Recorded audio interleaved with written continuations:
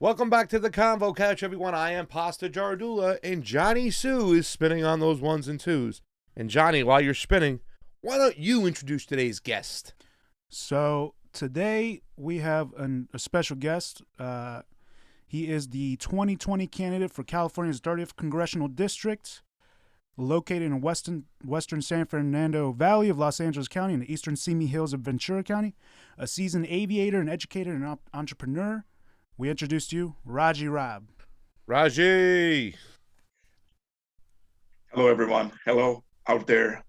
I hope everybody's safe. Thank you.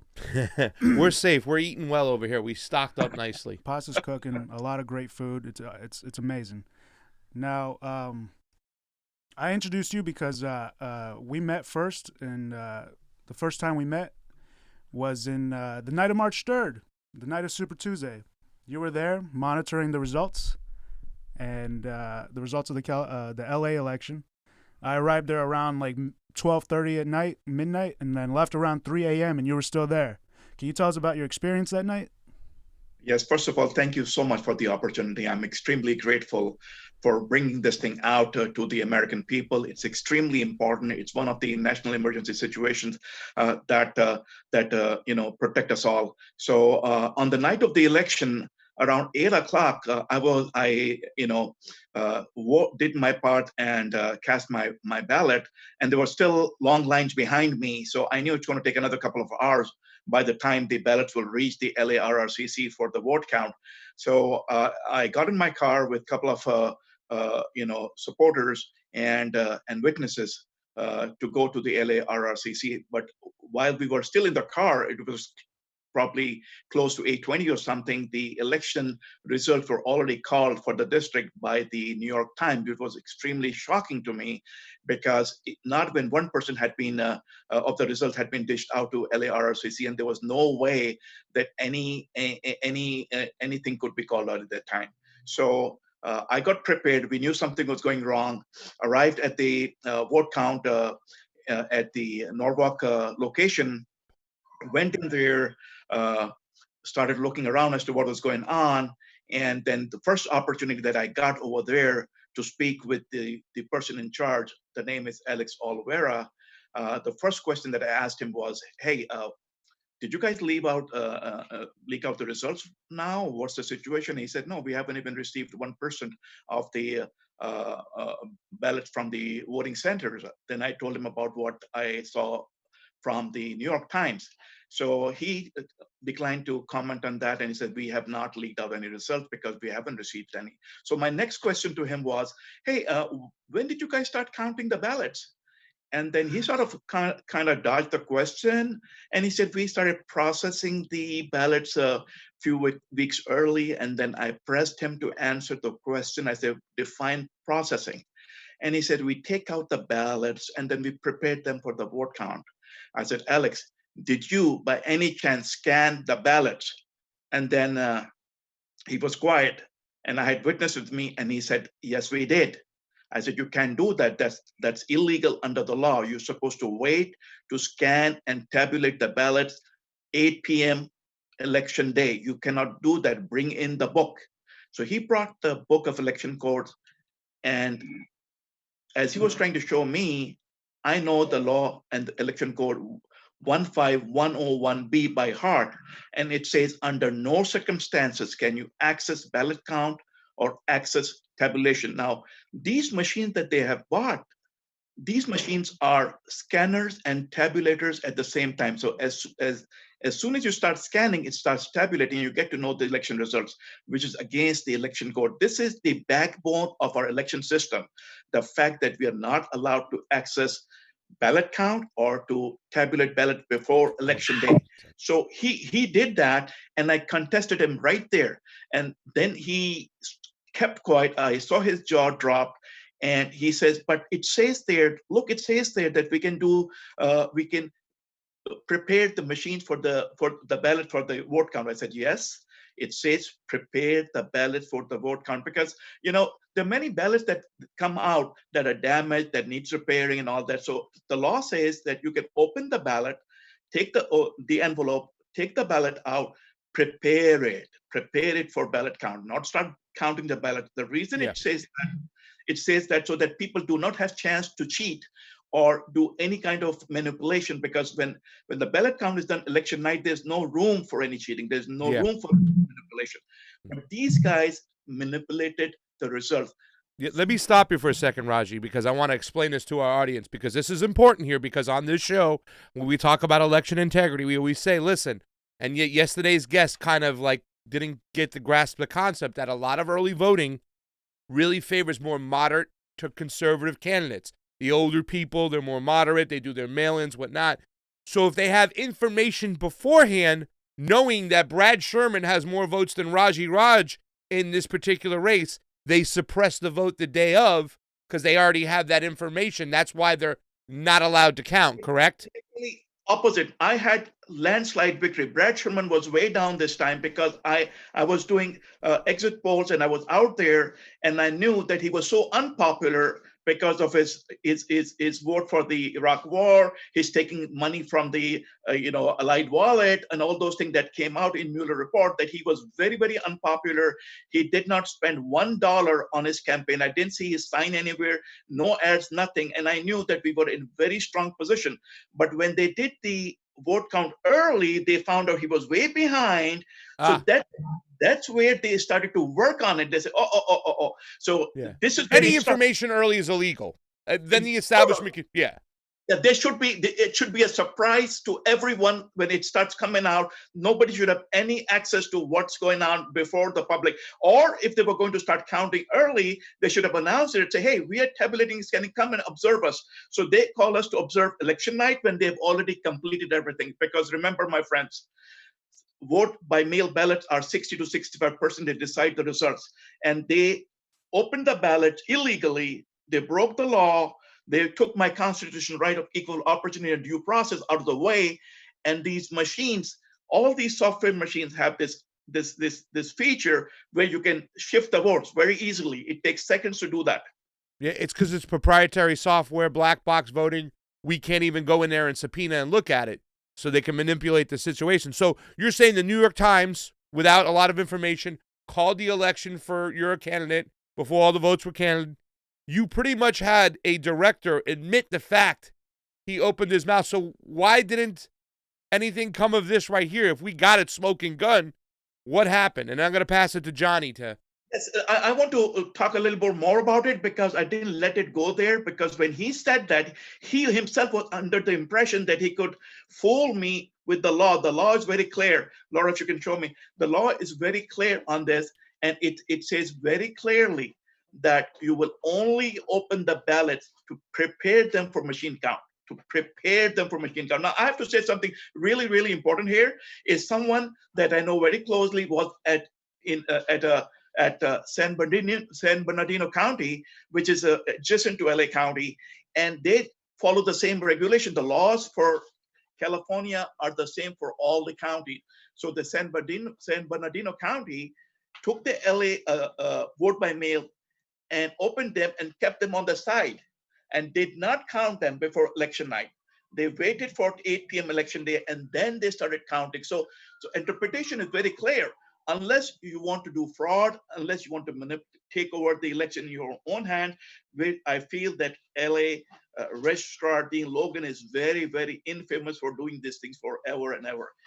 He's done this in his previous job in Washington State, where he was forced to resign by the pressure of the people of Washington. Yeah. And then I don't know why, having so many qualified people in LA County, he was hired again, and complaints over complaints of election fraud and deceit.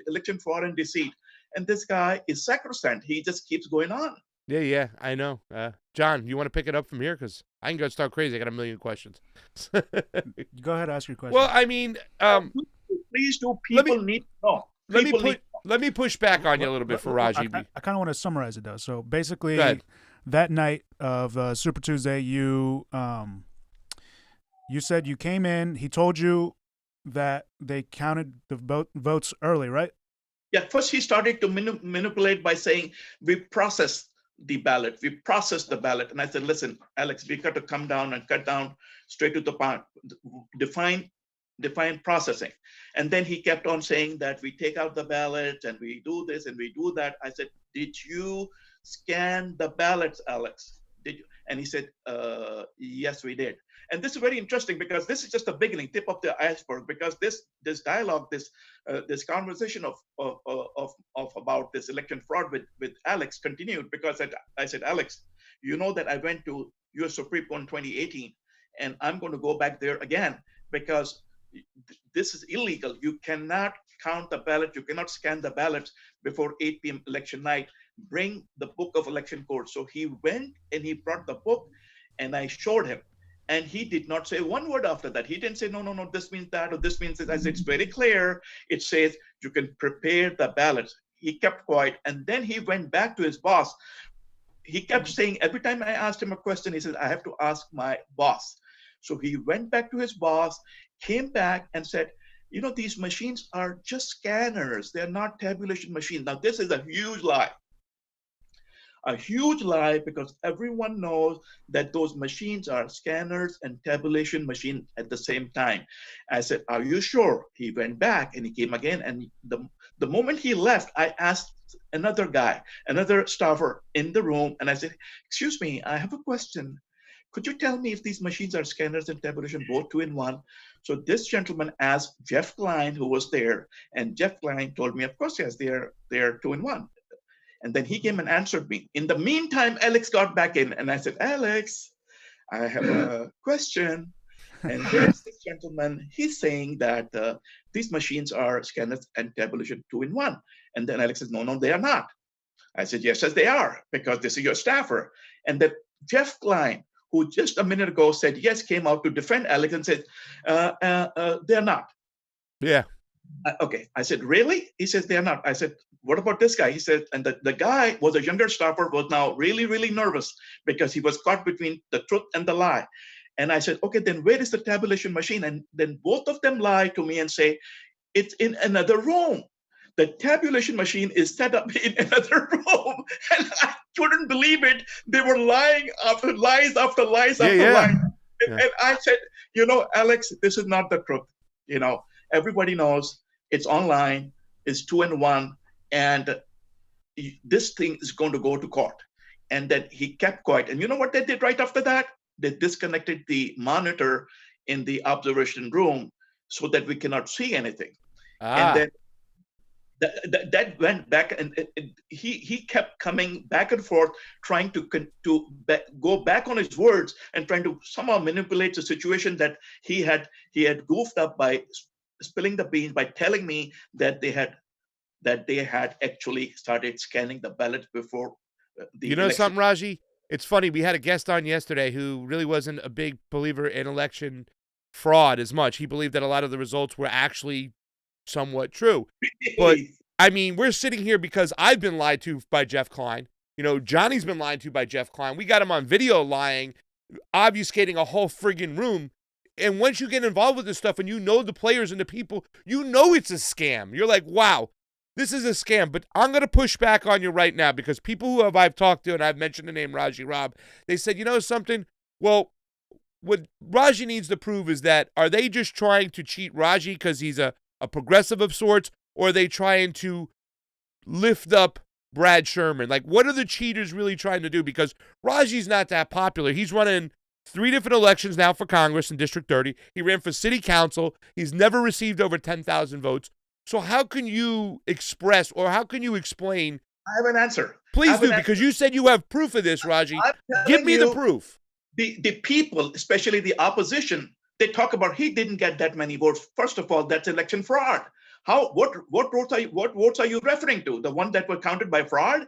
You know, when I went to the court, the judge started asking me the same questions, and I got to tell you something. When I went to court, you know, and I was up against the judge, a democratically elected judge, and I said, Your Honor, I'm asking questions to all these opponents sitting here, you know, Attorney General, you know, and the other attorneys over there, and you're answering all the questions. Let me ask them, and let them answer me the questions, because it looks like I'm running a, you know, you have become one of the attorneys. So the question that he was asking me was, What's the vote difference? That's the best question they ask. How much of a vote difference is there between you and Brad Sherman? How much?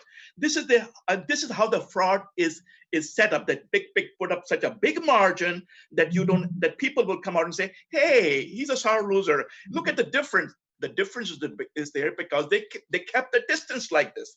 This is the argument that put up such a big difference between him and Brad Sherman, so that he has no case. People say, but there's such a big difference out there. Of course, there's a big difference, because when you manipulate the election results, everything's gone. Yeah. It's gone. And especially when I was doing the hand count, why did Brad Sherman make that phone call, talk to Alex Oliveira, pressure him to stop the vote count? Why was he calling? Sitting congressman calling Alex Oliveira, stop Raji's vote count, stop Raji's vote count. Why? Johnny's got a question. So this phone call you heard, okay, this is another part of the story. This was back in 2018, correct? Yes. And I filed an ethics report on that. So it's not that it was just a phone call. I came in the room, back in the recount room, and I announced that I heard Brad Sherman talking to Alex Oliveira on the phone. And I was afraid that Alex Oliveira might back out and say that was not Brad Sherman. So right after that, I spoke to him. I said, what was Brad Sherman telling you? Why was he pressuring you like that? He did not say it wasn't Brad Sherman. He said, Raj, I don't know. It's just tried to show his position being, crushed in between two parties. But the fact was that Brad Sherman was online. He was pressuring himself on the phone. And the fact that when people talk about this is what election integrity is about. Give one guy 0 votes and give one guy 100,000 votes who's totally unpopular because of his. Look, there's not one guy who's popular who voted for Iraq war. There's not one guy who's a warmonger. There's not one guy who has taken money from Allied Wallet. What is Allied Wallet? A company that has been indicted by Department of Justice for funneling money to illegal, corrupt politicians. So I put that out in the news. I put that out in my ads. He did not respond to any one of them. He's not popular. Go to any of the stores. 7-Eleven I know. store. Joe Biden's not popular now either. It's like the same thing. But I think that people are looking for more of the smoking gun mentality. You know what I mean? They want to see exactly what's what. Now, why wasn't this the fact that he was talking to Brad Sherman, an election official, about a recount, about an audit? How come this was never brought to court, encased, and why aren't they facing the music for this? I said it when I was arguing my case with in Sacramento courthouse. I brought it out because the judge was trying to say, why have you put Brad Sherman's name as one of the respondents or defendants? I said, because he's the beneficiary of the fraud every time, and because I heard him on the phone, I said it out, and the judge just brushed it off. The fact is, I put like about 50 pages, 30 pages complaint to ethics in Congress about this phone call. So it's not that this thing was just in the air. I put it in writing, the complaint, and I sent it to ethics, never heard anything back. But I documented this probably for this day, so I can say that I documented this sitting congressman harassing, pressuring, Alex Oliveira, the top election official at that time for the election count. Yeah. In your opinion, though, would you say that most of the fraud has taken place within the machines, the tabulation machines, or are they messing with the ballots that go into the tabulation machines? I'll tell you what, I'm going to be very, very honest because I've very deeply investigated this. Look, people are behind machines. Remember this. People are behind machines. If there's an honest person behind any machine, is not going to be able to try, he's not going to be able to access, he's not going to try himself or try to violate the law. For this, you need a professional crook. You need a criminal element who is not afraid of the law, who has been bought or who has some interest, some angle whatsoever to do something like this. Because, of course, machines have to be fed in. If the machines are straight and there's an honest guy behind the machine, like if you remove Dean Logan from the scene today and an honest person comes in, he's going to come in and do something that is necessary for election integrity. That is election night. He's not going to break 15101, start counting the ballots, weeks in advance. What's his interest to do that? What's the interest? Well, the interest is data so they can cheat. Everybody knows if they get an early tabulation on what's going on, like you said, in a lot of cases, they'll get their early votes in and that person will be in the lead and they can suppress the vote, or they'll get their early votes in and they'll see that they're behind and they'll start screwing with those numbers from there. Any information early, especially since we got the 11 days. Like, I was like, oh my God, now Dean Logan's got 11 days to cheat. You know, we asked Jeff Klein, are we going to make sure that you're not going to look at the ballots and leak any of the information to any of the camps, the campaigns? Oh, we're not going to do that. We're not going to look at that. He told us that in a room. So the fact that they were counting early and he said that, I would assume that could be brought to a court of law and right there, smoking gun, redo this election. But, you know, John, do you have any other questions right now? But I'm going to talk about that. I'm going to talk about that a little later in my court case, what you just said. Okay. John, what do you want me to go into the Supreme Court? Okay, wait. So just in 2018, you also ran for Congress, and then also in 2016, right? So in 2016, I'm going to be very, very honest. I had no idea. I had no idea that this thing exists. I had no idea. I had, of course, exit polls. I had communities working with me. I had a lot of women force with me, seniors, you know, veterans, kids. Everyone was in, and I thought we had it by landslide. I'm telling you from the core of my heart. And when the results started coming out in 2016, it was really, really odd because the results were confusing because the gap between the first and the second and the third and the third and fourth, those were consistent throughout the night. But I was confused because I couldn't imagine something like this could happen. Although I was worried why my statements were not published in the sample, ballot book, but that was not really concerning. I was talking to Alex Olvera over the phone, and I wasn't really there to find out exactly what had happened. So I started working on my campaign the next day of the election. The next very day of the 2016, I started working on my 2018. But this time, preparing myself as to what could have possibly happened, the evidence that we needed, because I didn't gather evidence. I wasn't ready for a court case in 2016. I wasn't prepared for election fraud in 2016. I couldn't imagine something of such huge, monumental, difference that could make to our democracy could actually happen in the biggest county in America. So I started working on that on 2018. Right after, I never stopped my 2016 campaign. I went on, and on 2018, I was ready. And the same thing started happening in 2018 when I saw election night results, the way they were maintained, the gap between the first and second, the second and third and the fourth.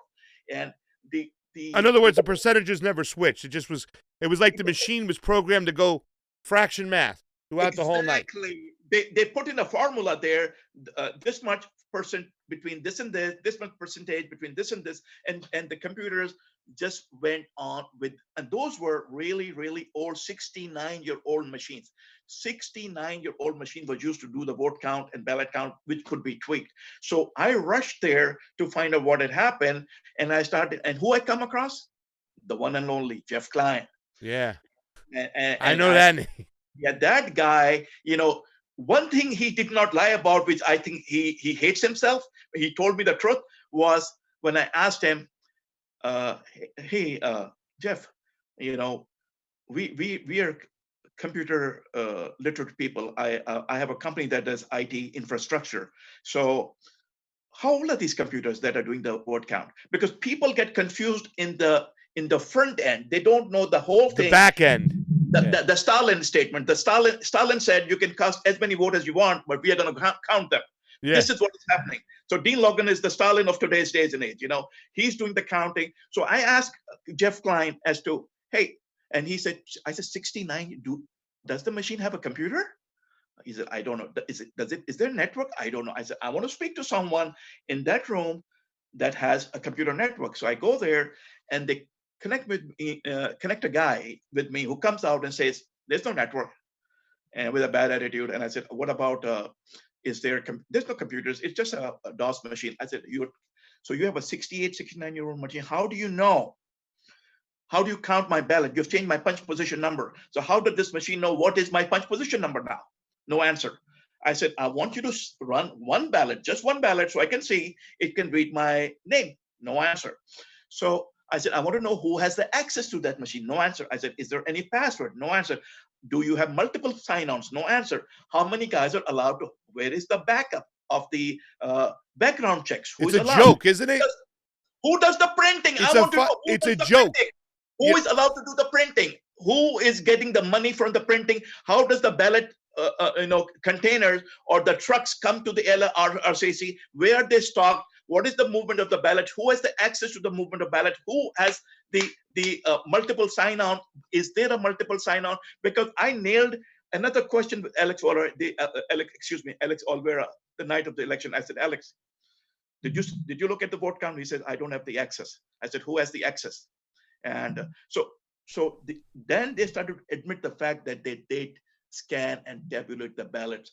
And if they scanned and tabulate the ballot, the election was already decided. To those friends of mine who think, hey, convince us.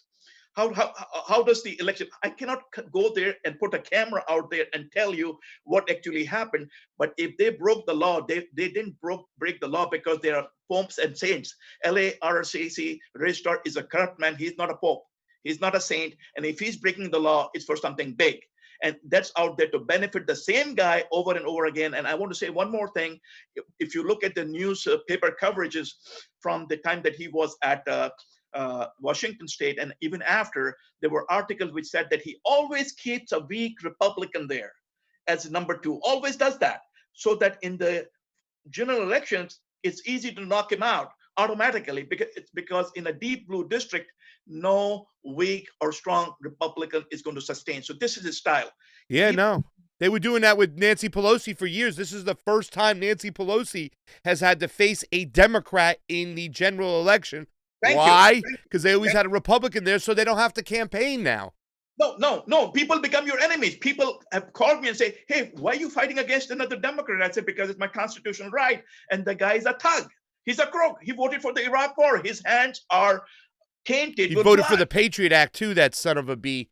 Yeah. You know, it's so funny because I heard him on the House floor during the CARES Act talking about he wanted more money going to science and everything and I was like, dude, I love what Brad Sherman's saying, but don't be fooled. This guy's a freaking warmonger who votes for the Patriot Act. You don't care about our civil liberties. He voted for the Iraq War. So I don't trust this guy. I don't think he's genuine at all.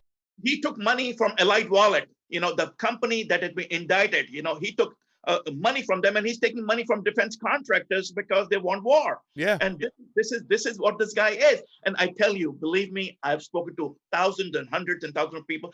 I had in a lot of park events in 2018 where I was surrounded with hundreds and hundreds of people. He was there too. He was standing alone. So nobody likes this guy. And this guy getting votes as he's the most popular guy in America, it's false. And to those people who think, who are trying to compare this situation with election count or the vote count, it's fraud. How can you refer to something that is totally fraud? He could do one vote. And I got to say one more thing. Go ahead, buddy. The city council election, I had I had a feeling. I looked back, and it was a special election. I needed like 6,000 to 10,000 votes. I had about 35,000 votes lined up, and they put me last. They were trying to teach me a lesson, vengeance. Vengeance out of the Supreme Court case. They put me last against people who didn't even run. Yeah. I was looking at that. Yeah, I was looking at that. Looked like really weird. I went back and I was laughing when I went back to check the 1% audit. They did not do the 1% audit at all in the city election, city council election. So and I put it on Facebook. I said, I was there from morning to evening. You're going to laugh at this. I waited till about 4, and I said, I'm here for the 1% tally. And the guy said, you know what? We don't have the printers working today, so why don't you come tomorrow and we'll do this tomorrow. And when was this? 2019 city council election. 2019. Okay. I was there, and I said, I've been waiting since 8:00 in the morning, and they said, you know what? Our printers are not working today. No. First of all, they made me wait for 2-3 hours. And then when I went inside, they said, I said, what's going on here? You guys have already started counting. We had the election night results. They said, the printers are not working. I said, then you can't do this. Then the one good man there, Philip Verbera, came over and said, you know what? Why don't you come tomorrow? We'll do it again. So I go the next day, and you know what I hear? You're going to laugh. The moment you left, everything started working. So we finished it yesterday. Yeah. They'll give you anything. I got to point out, too, Raji, that for our audience watching, and two things I'm going to talk about. Number one is that when we met Raji, what the great thing about Raji was is Raji's like, listen, guys, I want to make sure that this election process, when I leave this earth one day, is in your guys' hands for oversight, for auditing. I'm just fighting for transparency so that you guys can have fair elections down the road. And I thought that was always great. It wasn't just about, hey, I want justice for them stealing from me. It's like, I want to steer the ship right. And I want to make sure that guys like you, young people like you that you met on Johnny on that night, have eyes on there, can produce transparency, and we can get this right, because we're running around with like a chicken with our heads cut off because there's so many ways to cheat an election. People really don't even know who the bad guys are. They kind of like, well, who are they? Are they cheating for somebody, or are they cheating against somebody? Though the waters are so muddy that it's just really, really hard to understand. I would like to add to this that people think that there's a conspiracy theory everywhere. There is not. There's a truth. And what you're fighting, what I'm fighting for, is the future of the next generation, because these guys have hijacked us so deep. There's so much deep-rooted fraud in this that everything, why make people wait in line for hours and hours and hours if you're going to do what you are going to do? Why fool the people? What hurts me more is fooling the people who are in line for 2.5 hours to 3 hours that I saw. I was in line for 2 hours to vote. People were asking for paper ballots, weren't they? I'm talking about embezzlement here. In my court case right now, the word that I'm fighting along with election fraud is racketeering. The LARRCC has become a racketeering organization because it has embezzled $300 million of taxpayers' money into what? Into machines that created only voter suppression and make people wait for hours and hours, took the constitutional right away. Raji, we were talking about that. Listen, we hit Jeff Klein up. We went, listen, face to face, like, listen, you have a new system here. Now, me personally, I know the late vote is going to be way more progressive. You know what I'm saying? Like, it's going to be young people who are working. It's election day. It's more of an event. Let's go. Let's get our sticker. You know what I'm saying? So they broke that on purpose. People shouldn't have to wait 2, 3, 4. And that's another part. You're telling me we're America, we can't run elections that are efficient and get people in and out? This is bullshit, and it's done on purpose. And Dean Logan let it happen. Like we talked earlier, like, how could they hire this guy again? Because they already had a guy who already cheated before. So they had an ace in the hole. And he plays stupid.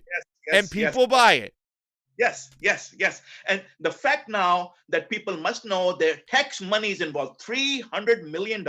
Why can't we just pay money to the people the old-fashioned way, put them on tables, have a public recount or a count, a public count where you're welcome, cameras on, round the clock, people are counting, and you can watch it. It cannot go wrong. Why do you have, hundreds and hundreds of millions of dollars where somebody's angle is involved, and when somebody's angle is involved, there's always a switch that you control, and that switch is always against the people. It's against the pure expression of the people, which has been violated, my good friends. No, it has. Johnny, do you want to say anything? Because I can keep going. Well, I was going to say, well, what's the suggestion moving forward now, Raji, when it comes to, I want to talk about should we talk about the 2018 Supreme Court? Yeah. Can we talk Before we talk about the solution, let's talk about all right, so let's look at the doc here over here, because it says, like we said before, when you went to the Supreme Court, I'm going to read right from the document. It says, before the 2018 primary election, the petitioner, you, received a notice from the L.A. Registrar's Office, Mr. Dean Logan, the guy we've been showing with the T. There it is. This led the petitioner to believe that the petitioner's ballot punch position was number 148. Look, he's got it, ladies and gentlemen, 148 throughout the district. You, the petitioner, publicized accordingly.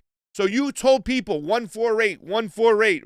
Mark it down. Raji Rab for freedom, 148. Raji Rab for progressivism, 148. But on election day, the petitioner's ballot punch position number in various precincts was 148, 149, 150, 151.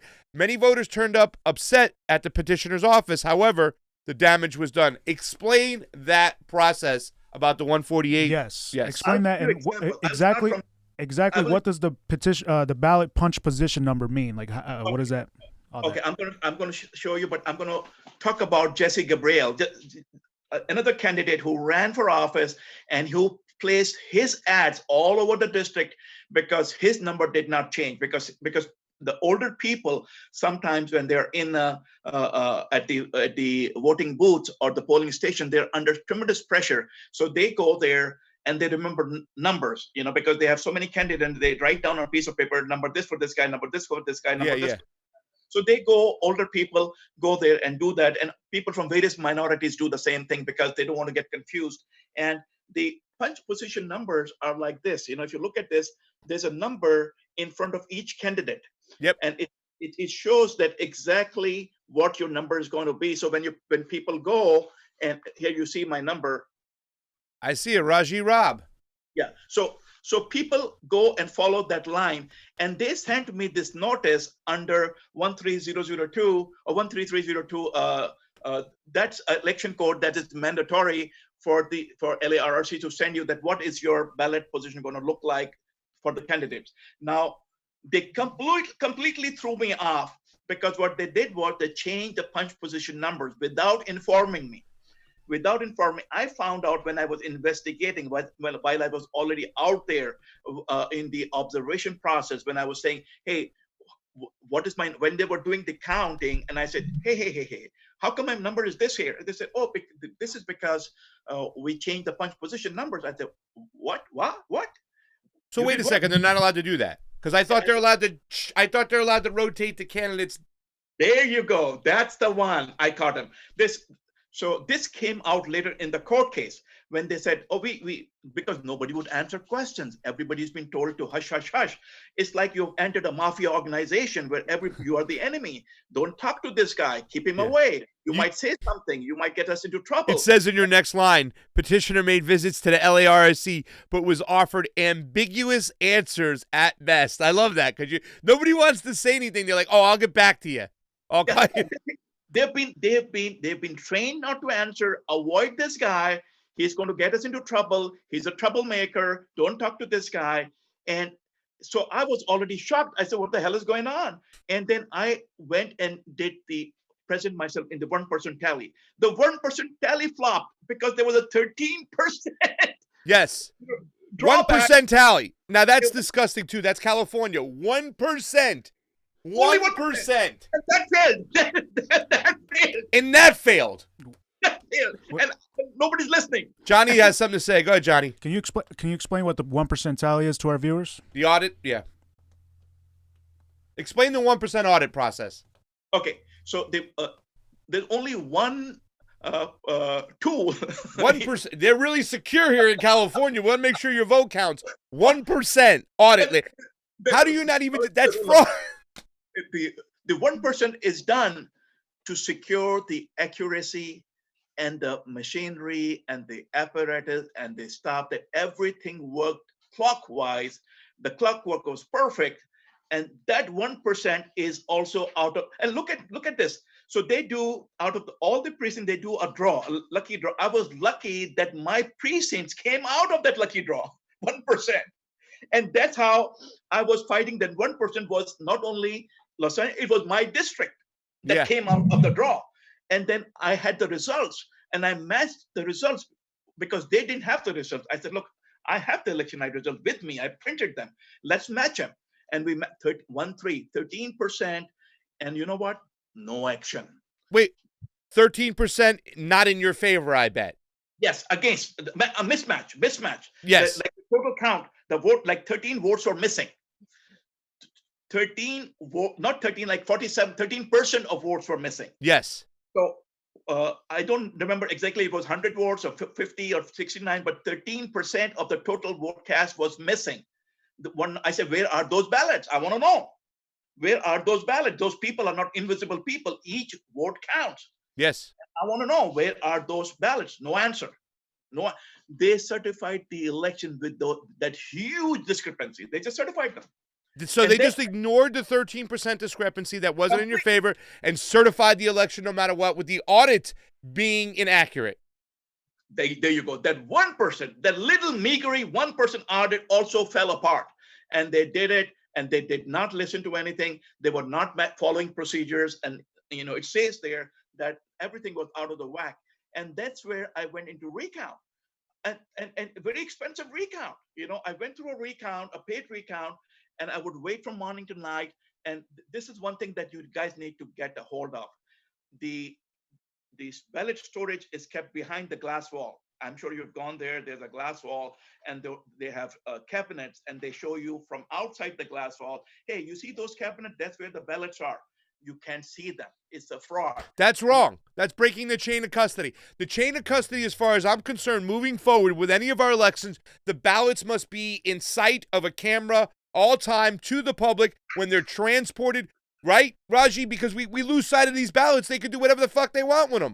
You see movement of ballots, and anyone who is attached to the movement of ballots, we need to see have background checks and multiple sign-ons every time it's moved. And it should not be through a private body. If it's moved through a private body, we're done. It has to be governmental agencies who are responsible, who have no angle in this. Two people at the same time. You can never be just one person. All that shit needs to be in play, and that's something that's disgusting. But listen, I just want to read off the case real quick and get to the next part, because this is not just your words. This went to the Supreme Court. So it says, also a mandatory 1% manual recount audit on June 5th, 2018 primary failed. Like you said, luckily, the petitioner's precinct, and they gave the number 09500-16A, randomly came out of the draw for the audit, like you said, revealing a discrepancy of 37 additional votes. Now, people are going to say, oh, it's 37 votes, but these are small precincts in a district, so every vote matters here. It really is 1%. important. That's only 1%. Yeah. So an additional 37 votes represent a 13% discrepancy. The LA registrar left the 13% discrepancy in the audit process unresolved and did not document the error in violation of mandatory procedures. Elections codes, you nail it, 15360, requires the registrar to prepare a report following a 1% manual tally in the certification of the official canvass of the vote. This was violated by the registrar. He did not report the discrepancies of the 1% tally reported to the Secretary of State. So once again, this is right in the report. They don't even report it. They validate it. They ignore it. This is we have a 1% audit, and they couldn't even audit the 1% fucking audit. Oversight. You guys need to be in the oversight. I've been yelling, screaming Yes, you about have. it. You need to be in that oversight, because the oversight right now is SOS and BOS. They are so busy in other things, they are not looking, or maybe they are beneficiary. I don't know, but there's no oversight, and this guy is allowed to do fraud and deceit, and then $300 million, and then a big debacle. That money needs to get back to the people. That money needs to be refunded, and I've asked for it. Yeah. Well, I said we should really have a California election czar. I would say elected by the people, but they'll cheat on that right now because they don't have it. So, Raji, I have a couple questions. Can you show us that paper you showed us with your the 148? the number? Yeah. So that's how it looked like, right? That's how it looked like in 2018. Yes. That's what people received to vote on. They would mark it in, right, with a pen. This is from 2018. Yes. Okay, so they changed your what's it called, the number? The punch number. Where people, in the old machine, they used to have a pen to punch the number that you were voting for. So people would go and look at the name and then punch the number in front of the name.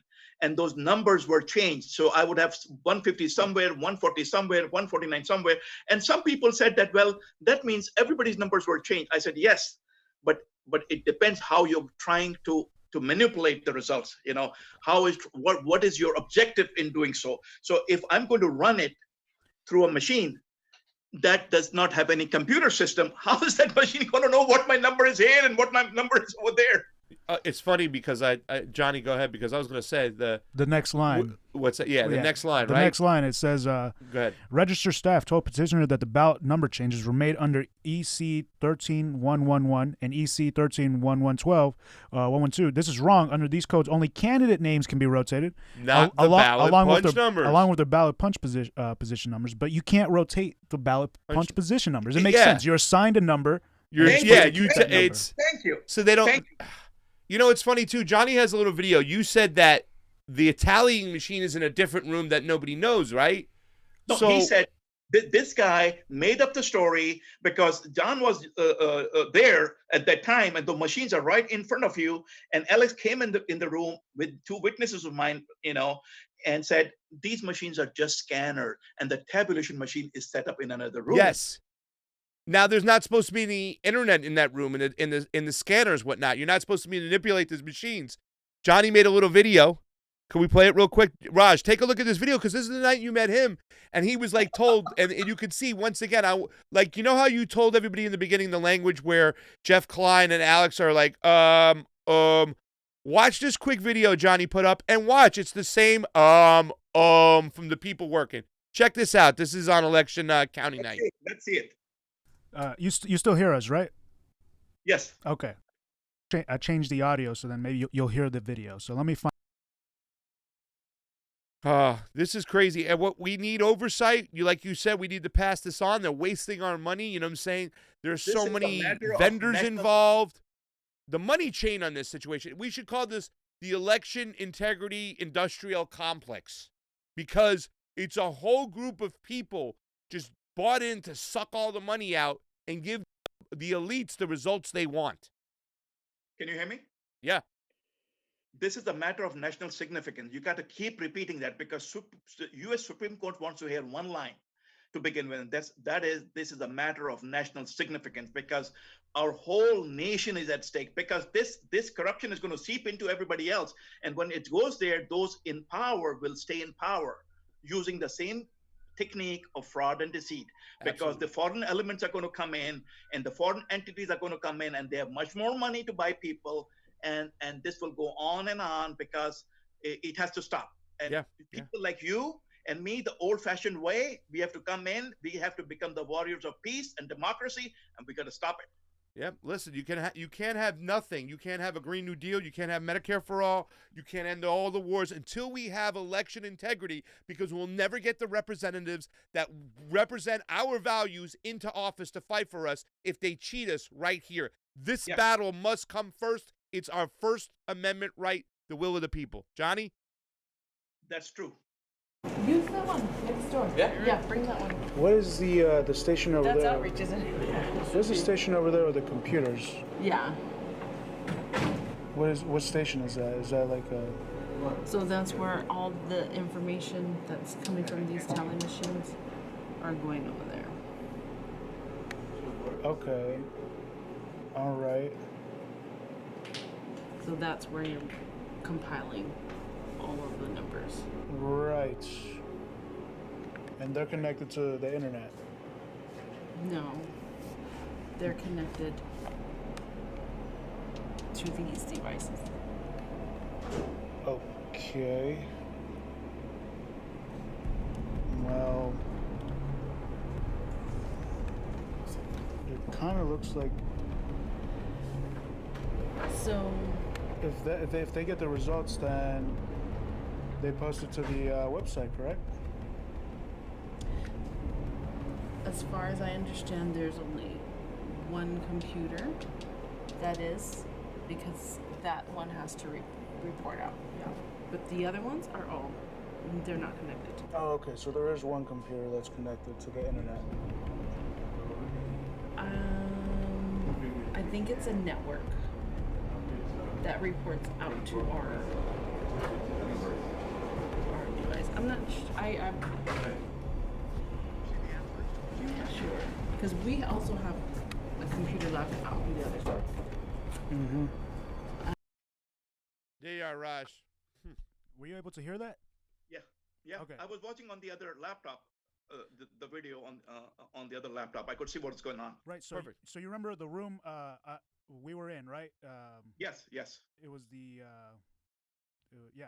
So across the room, you could see there was a table, the table, black table, and it had computers set up there, and there were gentlemen there sitting there. Yes. Yeah, I asked him what that table was. You know, and she told me that's where they get the results from the ballot counting devices. And then I zoom in, and you can see a yellow Ethernet cable. Yes, that's the Ethernet cable. That's the one that connects to the internet. Exactly, and there's a red USB in the back too. See, the thing is, there's so many lies. That these guys, only one thing is going to stop this: jail time. There is no threat to these guys. It's got to be a jail time. It should be printed out nice and big and bold on all the walls that you're going to commit felony if you do perjury by lying to any of the questions to anyone. But Raji, it's just like they got away with in 2016 in the court case with Jared Beck in Florida. The Democratic Party said they're a private entity. They go in the back room if they want with cigar-filled smoke and pick whoever they want. And nobody paid a price for it. So now that gave the green light to do whatever they want in any elections. And it's not only is it the same tactics, it's the same people again, Raji. You know what I'm saying? Same people, same tactics, same fraud, same crime.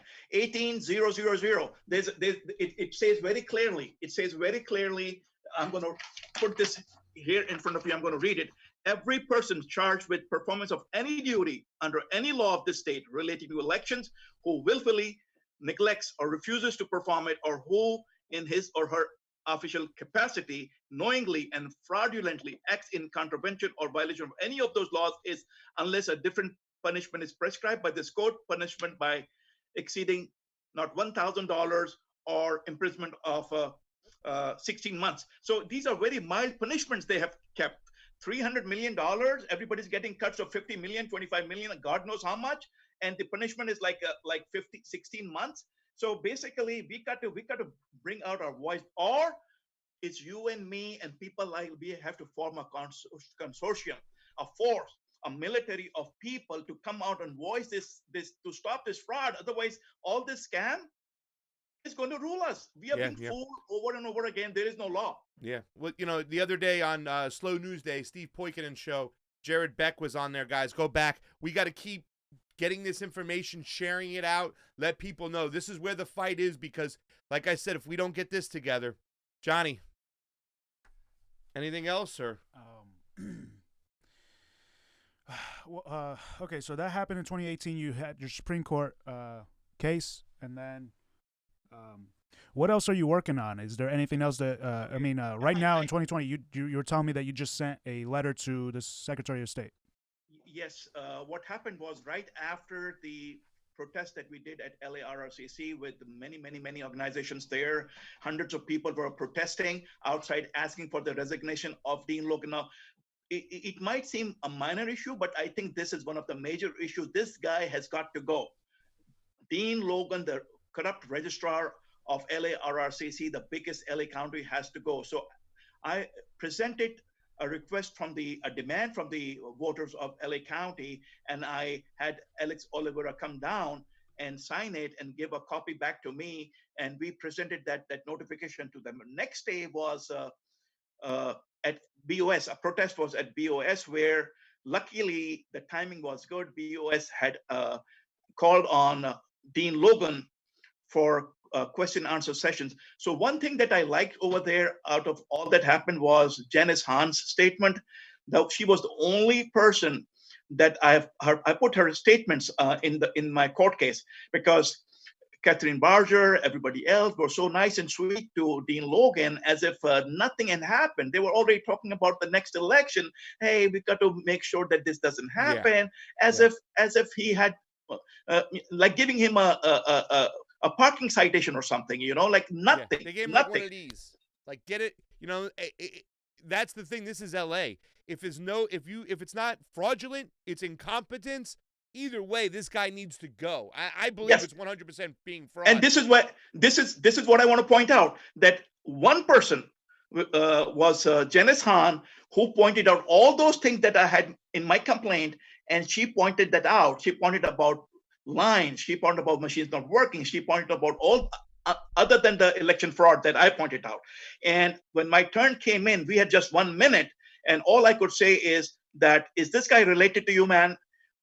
Fire this guy, because $300 million are at stake. People's trust at stake. And then I passed in a brief complaint over to BOS. Right after that, I went back and I started working on a thick official complaint that I filed with BOS again. And right after that, I started working on my lawsuit. And the trouble these days is that everything is closed. Everything is closed, and these guys, the frauds, are hiding behind the garb of this national emergency. They're all hiding behind this national, troubling situation that everybody is concerned with. Because if we talk about election fraud right now, people sort of don't want to talk about it. People want to talk about only one subject, and that is considering the health situation. And I understand that. And I've been talking potently about that too. But I put my case together. I called the Sacramento courthouse. Nobody was picking up the phone. There was no guidelines on their website. I called Court of Appeals, and I said, I have a sensitive timeline here, and I have an election contest that needs to be filed right away. And they were able to say that, they're accepting mails. So I put my case together and I sent it by USPS mail. Yeah. And then I received a response from them that the court case has been delivered. That means that has been filed with the court. And now I'm sending everybody else a copy of the court case. But that is a very strong, I'm not holding any punches in there. I'm saying this guy is who he is. And he has a history of fraud. And I spent 3 pages explaining his history. And I said, if you want to continue harming the American people, the voters, then don't do this election. Let this guy announce. He's deciding the election in LA County. One guy, one man, Dean Logan, the fraudster champion in chief. He's the guy. He's the crook master general. He's the man who's running the election. Not me, not you, not the voters, not nobody. Well, this is the guy. He's working for Alex Padilla too as well.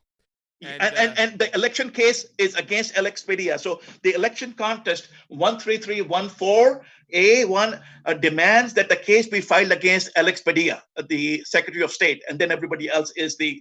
You got it. Your camera's messed up. We only got the top of your head now. Can you speak a little louder, please? I said your camera's messed up. We only got the top of your head. Oh, camera? Yeah. Oh. There you go. Oh, perfect. Well, anyways, listen, we're getting ready to wrap it up. Thank you so much, Chad Wilson. He gave a super chat contribution. Thank you, Chad Wilson of the Green Party. Go check him out. He says, disrupt the corrupt. Raji, keep disrupting the corruption because that's the only way we're going to get it done. One request before you close out.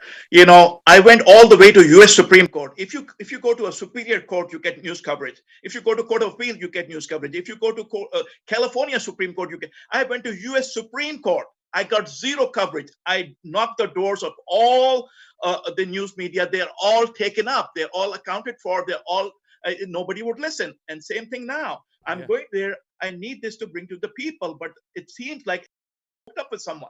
Well, independent media is where you want to go. Shows like this, shows like Jimmy Dore, shows like Ron Pacone, shows like Nico House. We need the help. Send the money over here, ladies and gentlemen, so we can go and get these stories out here. We had Robert Brakey on last week. We got open source people. We got people across the board when it comes to election integrity. And we're not going to stop, Raji. Thank you so much for your fight. I got to make a closing line here. The American people are honest. American people are simple. And American people believe in what they're doing. They go in line, stand for hours, and they expect their vote to be counted. And they are not being treated in that way. They are being defrauded. And we got to stop this. There's a reason why the Founding Fathers made the First Amendment the most important one. Freedom of speech. This is our voice who we're trying to pick. Johnny? Yeah. I just want to thank you for coming on, Raji. And you're doing the Lord's work. You're doing like what Americans should be doing. True American, true patriot, Raji. Thank you so much, man. Every blood in my body, every strength in my energy, I'm going to keep fighting on this because we will not let them rule by fraud and we will not let them fool the people. Yeah, and let me tell you something. Since the day I met you, you weren't about justice. You didn't want to go back and have your seat given to you. What you've been telling me from the get-go is that you want to make sure this process going forward is in the hands of us because it's our country, and you want it to be clear, transparent, and make sure that we can audit and we have fair elections. Absolutely. You're the man, right, Raji Rab. Go check him out on his Facebook, his Twitter. He's got all the good things. He's fighting for election integrity. Took it to the Supreme Court. Thank you once again for Pasta Jardula, Johnny Sue on the ones and twos with Raji Rab. God bless you. God bless you. God bless you. Love you, my man. Keep fighting. Thank you.